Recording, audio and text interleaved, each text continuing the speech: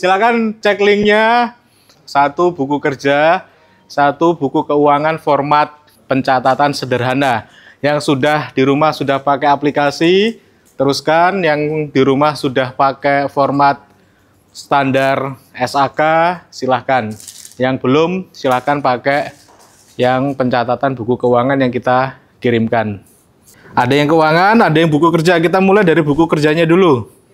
Di sana setidaknya ada 10 tugas yang harus jenengan selesaikan dan kerjakan. Sudah dibuka?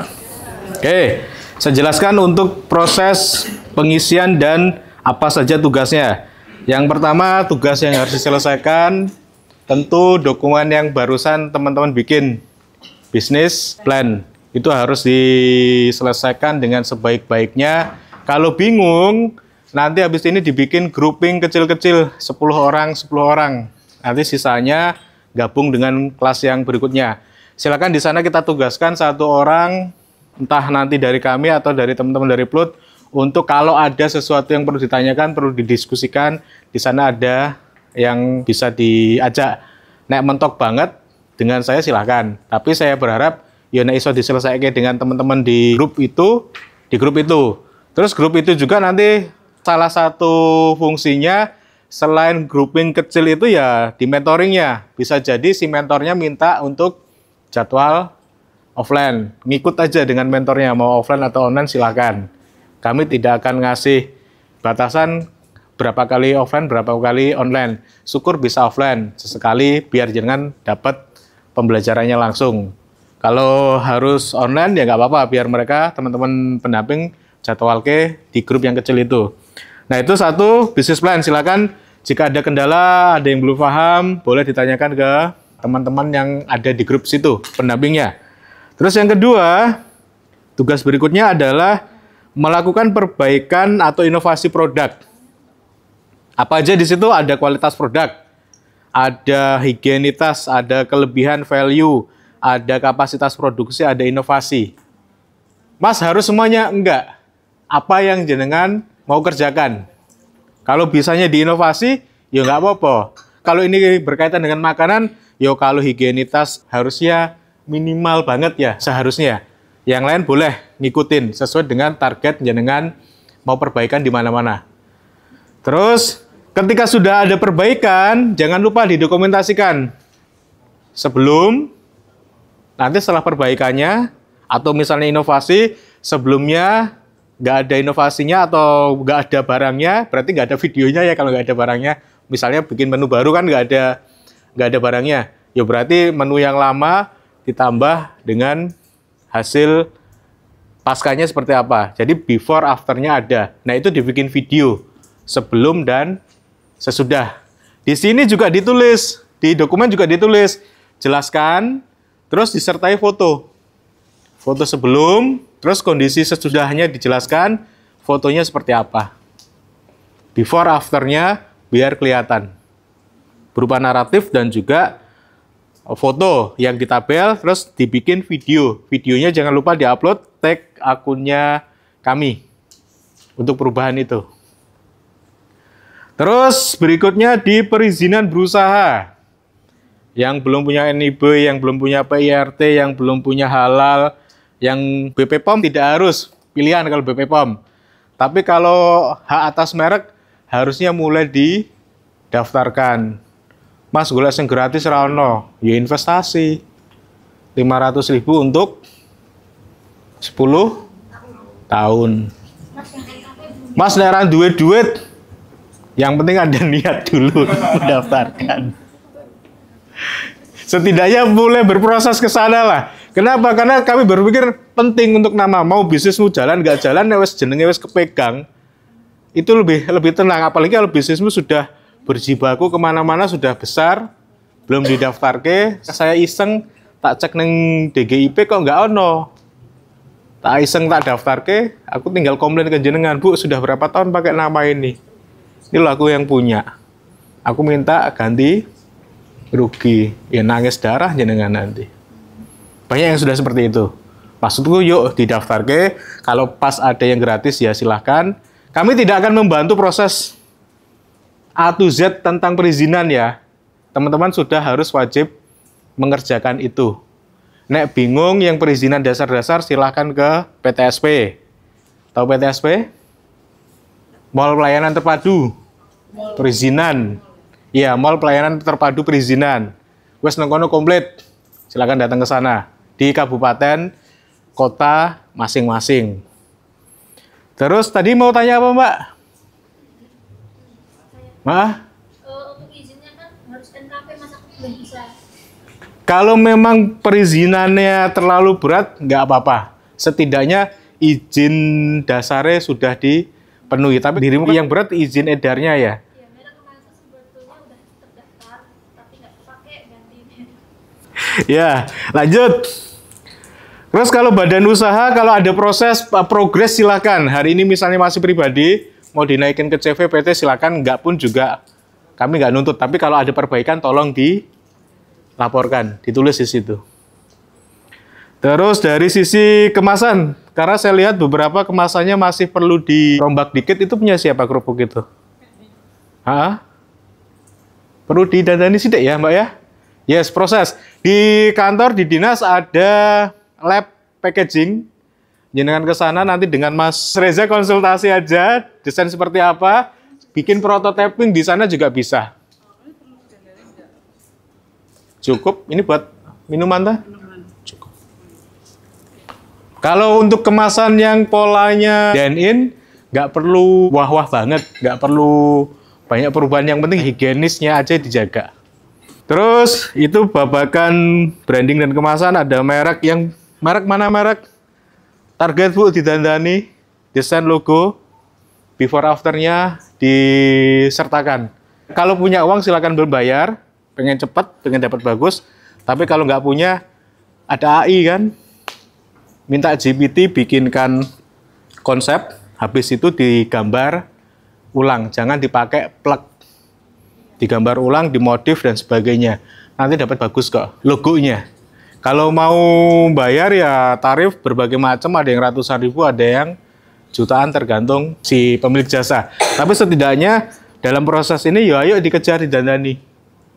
Perlahan nggak apa-apa tapi didandani, ada progresnya dari sisi branding dan kemasan. Lagi kalau ada perbaikan di kemasan, pastikan punya video sebelum dan video sesudah, before after. Jadikan video, upload, tag akun kami. Terus tugas berikutnya ada di bab ketenagakerjaan. Sekarang yang belum gaji diri sendiri, mulai dihitung, kan sudah dihitung kemarin. Before-nya misalnya dijelaskan belum menggaji, sekarang mulai digaji, meskipun gajinya ya baru sebulan, sak yuto, po mangatus sewu apa po. Jadi ada progres. Syukur-syukur, sekarang kerja dewe, sesok ada yang bantu.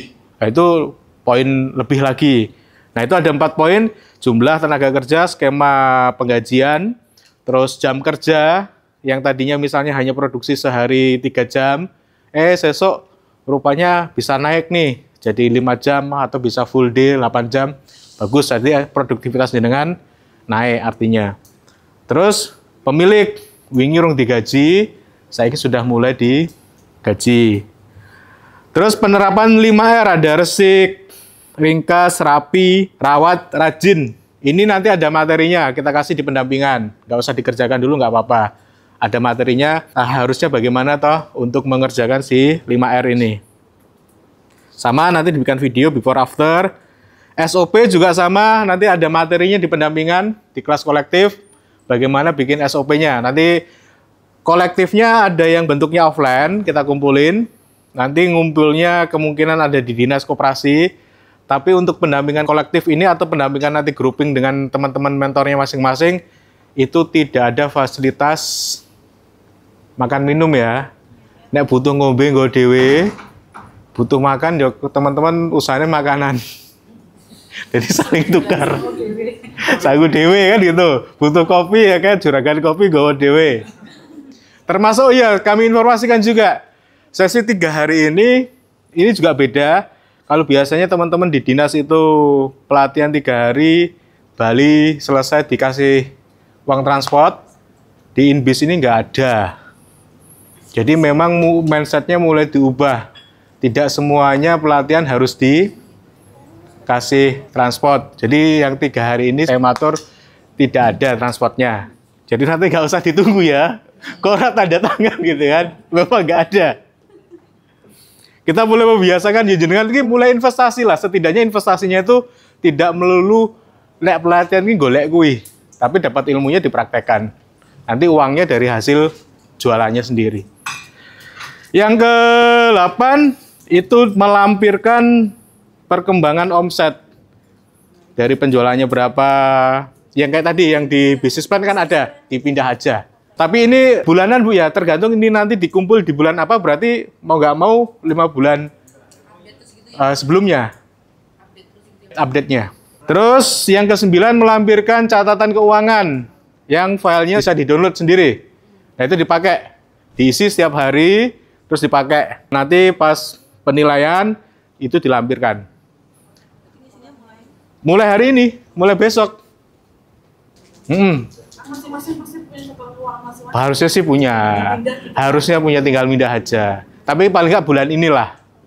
Terus yang ke-10, wajib bikin konten IG minimal 2 kali seminggu. Kontennya apa? Naratif bisnismu. Jenengan ini pengusaha, ya bangunlah brandingnya jenengan sebagai pelaku usaha. Ceritakan usahanya jenengan sekaligus tag ke akun bisnisnya jenengan. Sama-sama iso tumbuh. Kenapa kita tugaskan ini? Balik lagi, habit. Kemarin kan bikin tugas 2 video gampang ya. Cuma butuh sejam 2 jam ya. Nah besok bikin lagi. Kalau habitnya bisa di-copy setiap hari, konten itu bikin konten untuk masarin produk, sudah jadi kebiasaan, udah otomatis aja. Tanpa disuruh pun jenengan sudah mulai, kok aku hari ini belum upload ya. Bentuknya apa? Bisa video, bisa carousel, bisa foto, ada satu posting single foto, tapi ada apa jenenge? Storytellingnya. Silakan bisa dipilih. Untuk membiasakan aja. Format ini konten bagus atau tidak bagus, gosek. Nanti kita bahas di pertemuan-pertemuan berikutnya. Tapi setidaknya habitnya dulu kita ciptakan. Kalau konten... Bukan iklan produk kita ya? Generating konten ini tidak harus ngomongin soal melulu dengan produk. Aku jualan durian tidak harus aku posting durian terus. Tapi aku bisa posting behind the skin-nya. Proses cerita ada konsumen datang dari mana dan sebagainya. Oh, taunya dari mana. Itu bisa dijadikan konten. Jangan lupa tag akun kami. Naratif yang bagus nanti kita izinkan untuk kolaborasi. Naratif yang bagus. Yang nggak bagus, yo ngapunten. Kenapa 2 hari ini kita approve semua? Karena penugasan. Tapi kalau besok-besok, teman-teman yang punya cerita baik, ada nilai manfaatnya bagi audiens, insya Allah kita approve untuk kolaborasinya. Meskipun akun kami janjinya udah gede-gede banget. Ya setidaknya ya sama-sama tumbuh lah seperti itu. Mas, nanya, tadi kan saya sudah tanya Mas Turun yang terkait dengan produk saya yang banyak, akhirnya saya kan memilih untuk saat ini untuk yang Simplisia. Nah itu kan terkait dengan bisnis plan tadi yang akan saya lakukan. Nah nanti keterkaitannya dengan laporan keuangan, artinya yang masuk di situ kan hubungannya dengan yang Simplisia aja, gitu kan ya Mas? Untuk laporan keuangan usahain jalan hari ini aja Bu. Ini terkait dengan yang bisnis plan-nya tadi nggak Mas? Tidak, tidak harus. Bebas ya? Bukan bebas, artinya masih dalam satu kategori bisnis toh. Maksudnya, karena kan selama ini produk saya ada Simplisia, ada celup, ada instan. Nah otomatis kan ada pelatihan, otomatis itu kan jadi satu. Globalnya jadi satu. Nggak apa-apa, nggak apa-apa. Berarti yang untuk laporan keuangannya berarti global. Global, tapi kalau bisnis plan-nya untuk satu item produk, silahkan. Tadi sama beliau kan juga mau milih kan. Sebetulnya bisa jadi satu bisnis plan jenengan itu. Cuma memang nanti poinnya ada banyak. Ada beberapa target market juga nanti harus dipecah. Kalau mau dikhususkan bisnis plan-nya nggak apa-apa, tapi untuk yang keuangan secara global. Ada yang mau ditanyakan soal tugas? Tambah mumet? Tambah gawean? Salah ya kebelu? Bis, sopo sing ngakon. Nggih, Mbak, Bu. Mas, itu kan ada apa namanya upah. pegawai harian, terus di bawah itu kan ada gaji pemilik usaha. Nah, misalnya kita masih CEO, semua digarap sendiri, apakah itu kita double? Nah ya dong. Jenengan punya hak sebagai pekerja di perusahaannya sendiri, sebagai buruh di kerjanya sendiri. Jadi kalau masih proses produksi, masak sendiri dan sebagainya, ya bayaran upahmu. Bayar sebagai pemilik, digaji sebagai pemilik. Kan kerjaanmu tidak hanya bikin roti, tapi mikirin bagaimana ini kejual, bagaimana ini dapat mitra kerja, bagaimana dapat supplier yang bagus. Nah itu gaji itu sebagai apresiasi terhadap effort yang kita keluarkan. Tapi kalau yang utik-utik di dapur, itu sudah memang wajib punya hak upah di situ.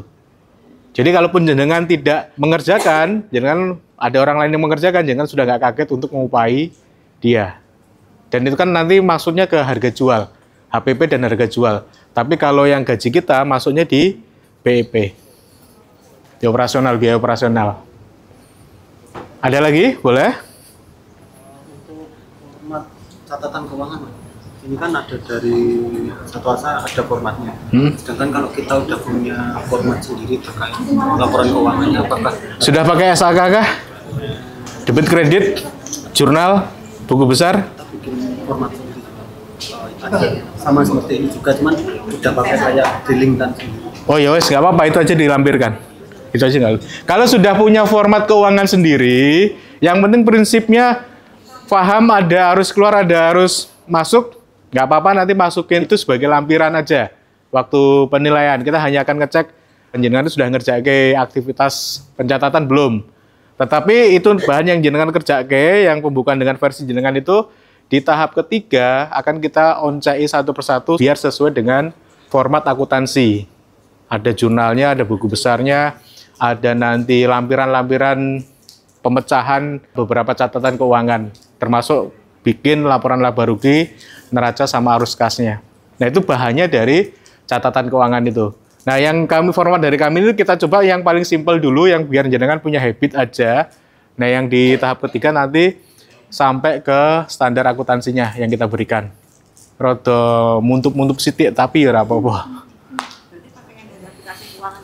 Boleh di-download aja. Kalau aplikasi keuangan udah pasti standar akuntansi. Aku juga pakai aplikasi keuangan, cuman inputnya tuh baru bulan kemarin. Nggak apa-apa, berarti yang bulan Dihitungnya dari bulan kemarin ini sama kan kalau yang catatan keuangan dari bulan ini. bulan ini ya. Bulan ini. Nggak dari 5 bulan sebelumnya. Tidak dari 5 bulan sebelumnya. Yang 5 bulan sebelumnya kan omset toh itu. Omset. Gimana Bu? Enak yang Enak rasanya apa? Bikin jurnal keuangan itu enak yang sederhana, maksudnya yang manual. iya Aplikasi itu mumet ya. tergantung orang ya, balik lagi. Saya pakainya manual Bu.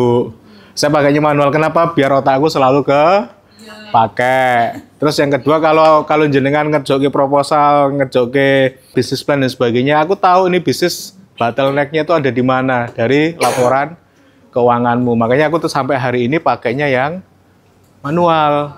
Di input sendiri pakai Excel. Nah, besok di tahap 3 kita kasih format yang kami pakai. Jenengan punya format sendiri juga nggak apa-apa. Ada lagi yang mau ditanyakan? Merasa menyesal ikut inkubasi?